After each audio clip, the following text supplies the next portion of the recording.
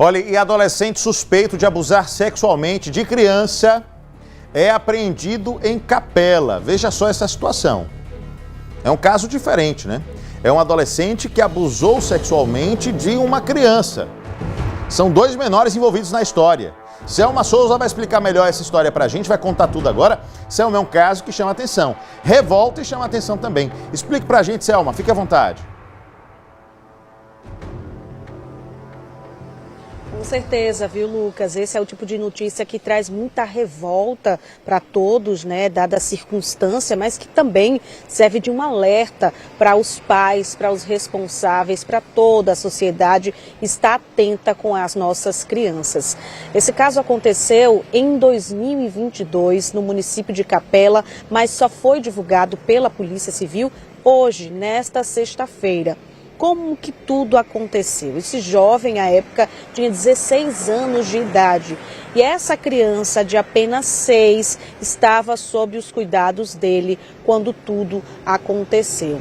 De acordo com as investigações, esse jovem, ele teve um mandado expedido de internação pela Justiça e foi encaminhado, então, para uma unidade, uma comunidade de atendimento socioeducativo masculino. Ele teve todo esse processo jurídico por trás, ficou durante esses anos internado, então, nessa unidade socioeducativa, de 2022 até o momento.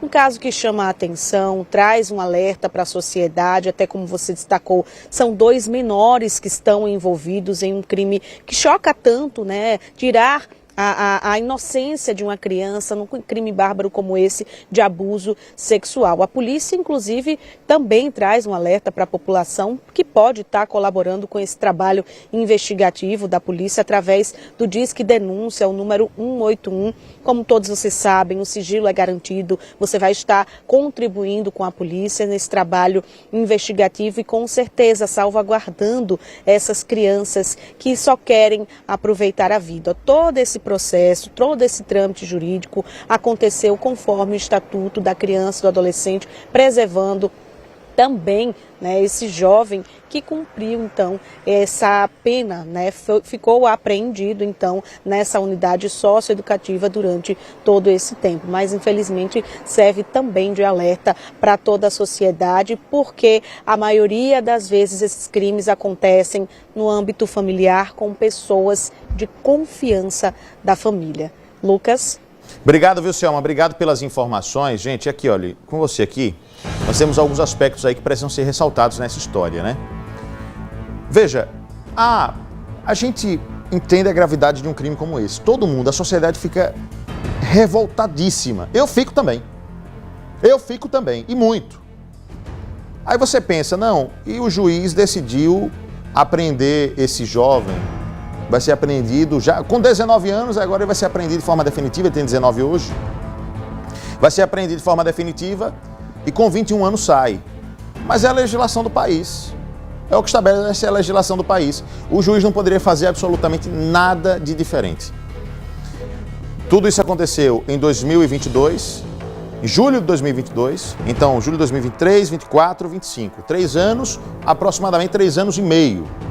Só depois de 3 anos e meio sai a decisão da Justiça, do Juizado de Menores, determinando que ele seja apreendido de forma definitiva, porque houve uma condenação no processo, ou algo similar a uma condenação, e ele tem que ser apreendido, internado definitivamente, por até 3 anos. Sai antes disso, 21 anos ele está solto. Antes disso ele sai, porque a legislação do país, o ECA, estabelece que menor só pode ficar apreendido até os 21 anos. Algumas questões aí precisam ficar claras.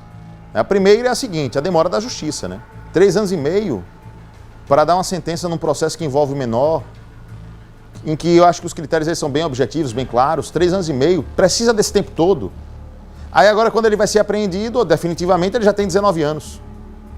Ou seja, já é maior. Aí gera essa sensação de impunidade, de que nada está sendo feito. É uma situação realmente bastante complicada.